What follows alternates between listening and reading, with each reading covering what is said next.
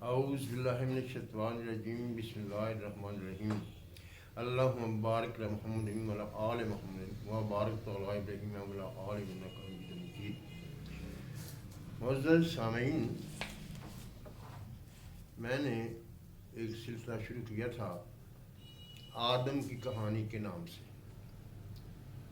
اور اس کے زیر اثر یا اس کے تحت ہم نے کچھ ویڈیو پہلے آپ کی خدمت پیش کی، جن میں آدم کی تخلیق، شیطان کا سجدہ سے انکار کرنا، فرشتوں سے آدم کی تعظیم کروانا، آدم کا جنت میں جانا، یہ سب چیزیں اس سے پہلے ہم بیان کر چکے ہیں۔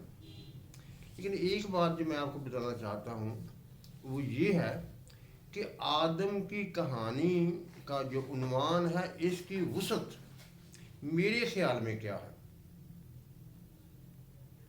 جیسا کہ آپ جانتے ہیں کہ ہم ابن آدم ہیں، یعنی آدم کی اولاد ہیں۔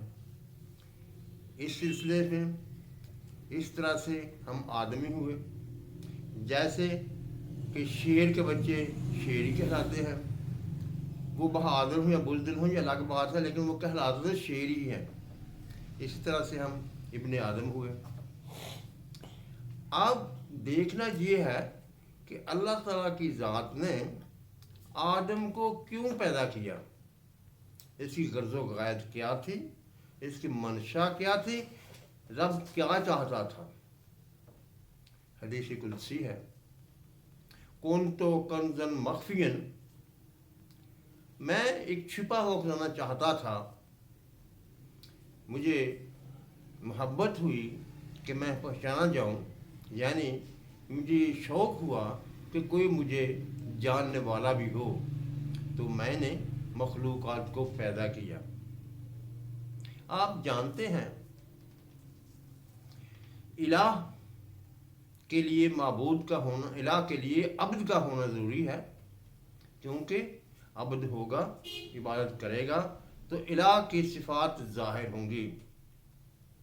اسی طرح سخاوت کو ظاہر کرنے کے لیے، کسی کے سخی ہونے کے لیے ضروری ہے کہ کوئی سوال کرنے والا بھی ہو اور وہ اس کا سوال پورا کرے، تاکہ لینے والا اسے سخی سمجھے اور اسی سخاوت کا ظاہر ہو۔ اسی لیے اللہ تعالیٰ نے آدم کو تخلیق کیا تاکہ اس کی اپنی پہچان ہو سکے اور اس کو جاننے والے بھی ہوں۔ اب دیکھنا یہ ہے کہ جب الہ ہوگا، عبد ہوگا، اس کی عبادت کی جائے گی تو کچھ ضابطے ہوں گے،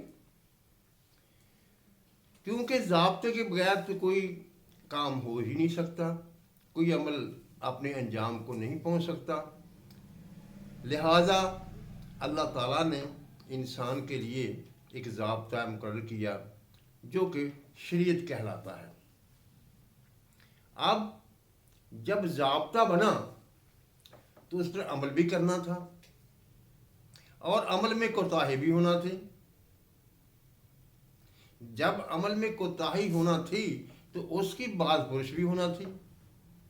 اسی لیے اللہ تعالیٰ کی ذات نے نظام عدل بھی قائم کر دیا۔ بہتر کام کرنے والے کو شاباشی ملے گی اور کوتاہی کرنے والے کو تنبیہ ہوگی۔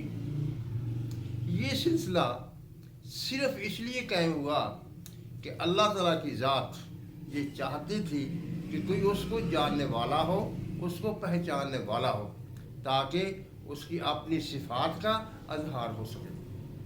اب دیکھیے اللہ تعالیٰ کیا کہتا ہے، کیونکہ اللہ تعالیٰ نے آدم کو پیدا کیا تھا، وہ اس کی پوری حقیقت سے باخبر تھا، جانتا تھا کہ یہ کیا ہے، اور اس نے اسے عجولہ کہا، اسے یعنی جلد باز کہا، جہولہ کہا، سب کچھ کہا، کیونکہ وہ جانتا ہے خالق ہے۔ اگر خالق ہی اپنے بندے کو نہیں جانے گا تو اور کون جانے گا؟ اسے پتہ تھا کہ اس سے کوتاہیاں ہوں گی، اس سے زیادتیاں ہوں گی، اور کچھ ایسے بھی باہمت لوگ ہوں گے جو خدا تعالیٰ کی منشا کو پورا کریں گے۔ اب یہ جب مخلوقات بڑھنے لگی تو اس کو ضابطہ کی تعلیم دینے کے لیے اللہ تعالیٰ کو اپنے نمائندوں کی ضرورت تھی، تو اس سے نبوت کا سلسلہ شروع ہو گیا۔ اللہ تعالیٰ اپنے بندے، اپنے محبوب بندے لوگوں کی رہنمائی کے لیے بھیجتا رہا، کچھ ان کی اطاعت کرتے رہے، کچھ نافرمانی کرتے رہے، کچھ پہ اللہ تعالیٰ کی اپنی رحمتیں ہوتی رہیں اور کچھ عذاب کے مستحق قرار پاتے رہے۔ اس سے ایک ماحول پیدا ہوا کہ کچھ لوگوں کے دلوں میں یہ خیال آیا کہ اللہ تعالیٰ صرف اور صرف سزا ہی دیتا ہے۔ کچھ لوگوں کے دلوں میں یہ خیال پیدا ہوا کہ اللہ تعالیٰ صرف اور صرف محبت ہے، وہ محبت کرتا ہے۔ یہ دونوں انتہائیں تھیں۔ اللہ تعالیٰ نے اپنی آخری کتاب میں ہمیں اس بات کا سبق دیا ہے کہ اللہ تعالیٰ بین بین راستہ اختیار کرتا ہے، وہ اپنی محبت کرنے والوں سے محبت کرتا ہے اور انہیں اعلیٰ مقامات پر لے جاتا ہے، اور نافرمانی کرنے والوں کو اس کی تنبیہ کرتا ہے۔ میں بار بار لفظ تنبیہ کے استعمال کر رہا ہوں۔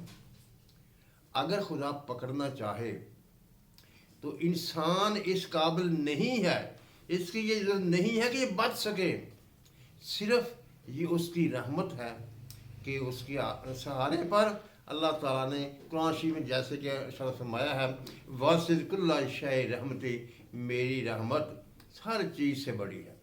بلکہ اللہ تعالیٰ نے قرآن شریف میں ارشاد فرمایا ہے کہ اگر تم گناہ نہ کرو گے تو میں تمہاری جگہ تمہیں ختم کر کے، تباہ کر کے ایسی قوم کو لے آؤں گا جو کہ گناہ بھی کرے گے اور مجھ سے معافی بھی مانگے گے، کیونکہ کوتاہی کے بعد اللہ تعالیٰ کی طرف رجوع کرنا ایک بہترین عمل ہے جو خدا تعالیٰ کو بہت پسند ہے۔ آپ نے اکثر دیکھا ہوگا کہ مائیں بچوں کو ڈانٹتی بھی ہیں، بسا اوقات سزائیں بھی دیتی ہیں، لیکن بچہ پھر بھی ماں کی طرف لپکتا ہے۔ یہی وہ عمل ہے جو اللہ تعالیٰ کو سب سے زیادہ پسند ہے۔ پورے قرآن شریف میں ایک عمل ہے جس کی اللہ تعالیٰ نے تصدیق کی ہے، وہ کیا ہے؟ وہ والدین کا بچوں کو پالنا ہے، جس کے لیے اللہ تعالیٰ نے قرآن شریف میں ایک دعا سکھائی، رب ارحمہما کما ربیانی صغیرا، اے رب میرے والدین کو بخش دے، ان پر رحم فرما جیسا کہ انہوں نے بچپن میں مجھے پالا۔ اس کے علاوہ میری نظر میں تو قرآن میں ایسا کوئی عمل نہیں ہے جس کی رب تعالیٰ نے تصدیق کی ہو اور اس کے وسیلے سے دعا مانگنے کا کہا ہو۔ ویسے تو اللہ تعالیٰ نے بہت سے باتیں کہیں قرآن شریف میں، بہت سے احکام دیے، بہت سی باتیں کرنے کی کہیں، کچھ سے روکا، اوامر نہیں، لیکن صرف ایک یہی عمل ہے جس کے سہارے سے رب تعالیٰ نے کہا مجھ سے دعا مانگو، میں معاف کرنے والا ہوں۔ جب اللہ تعالیٰ ہر چیز کو معاف کرنے والا ہے، ضابطہ بنانے والا وہ خود ہے، اور وہ کہتا ہے کہ میری رحمت سب سے بڑی ہوئی ہے، میری رحمت کا مقابلہ نہیں کر سکتا۔ بلکہ مجھے ایک چیز یاد آ گئی، کسی شخص نے حضور علیہ وسلم سے پوچھا، یا حضرت میرے اتنے گناہ ہیں جن کو میں شمار نہیں کر سکتا، کیا اللہ تعالیٰ مجھے معاف کر دے گا؟ حضور علیہ وسلم نے ارشاد فرمایا، اے بندے تیرے گناہ رب تعالیٰ کی رحمت سے زیادہ نہیں ہیں، تو رب تعالیٰ کی رحمت سے مایوس نہ ہو۔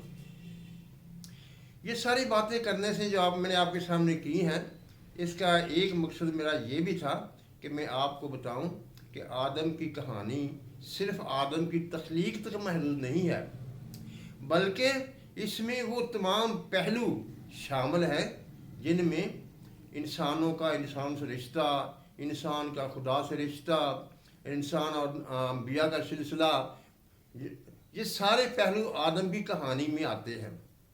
یعنی کہ انسانی تاریخ، انسانی رویے और आपस के तल्लुकात, ये सब आदमी कहानी की मुख्तलिफ जिहतें हैं जिन पर हम आहिस्ता आहिस्ता थोड़ा थोड़ा बयान करते रहेंगे।